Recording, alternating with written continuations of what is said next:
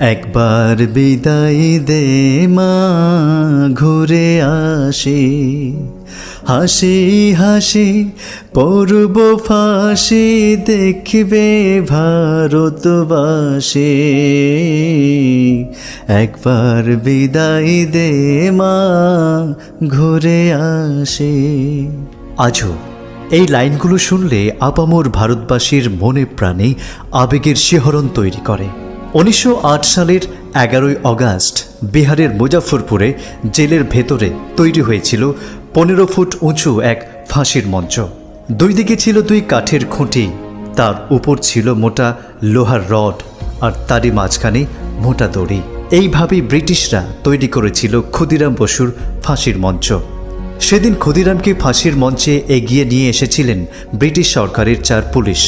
ফাঁসির আগে ঘড়ির দিকে তাকিয়ে তখন প্রশাসনিক হেড, হাতে রুমাল, আর এমন এক গুরুগম্ভীর পরিস্থিতিতে চিরবিদায়ের আগে উপস্থিত আইনজীবীদের দিকে তাকিয়ে হেসে ফেলেছিলেন ক্ষুদিরাম বসু।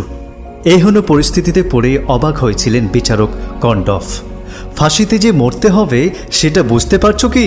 তরুণ ক্ষুদিরামকে প্রশ্ন করতে বাধ্য হয়েছিলেন তিনি।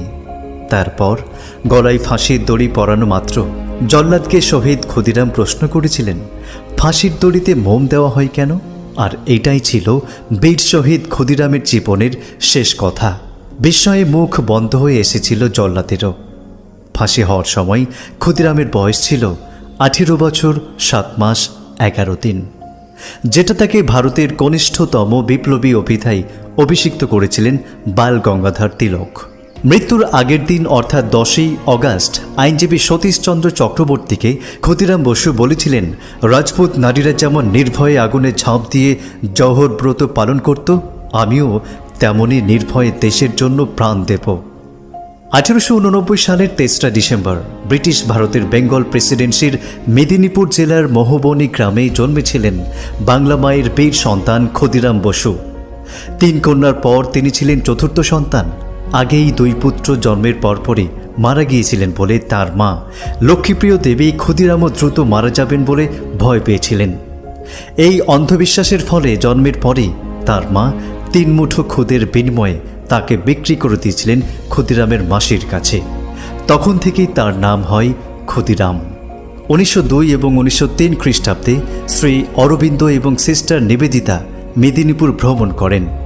তারা স্বাধীনতার জন্য জনসমক্ষে ধারাবাহিক বক্তব্য রাখেন এবং বিপ্লবী গোষ্ঠীগুলোর সঙ্গে গোপন অধিবেশন করেন। তখন কিশোর ছাত্র ক্ষুদিরাম এই সমস্ত বিপ্লবী আলোচনায়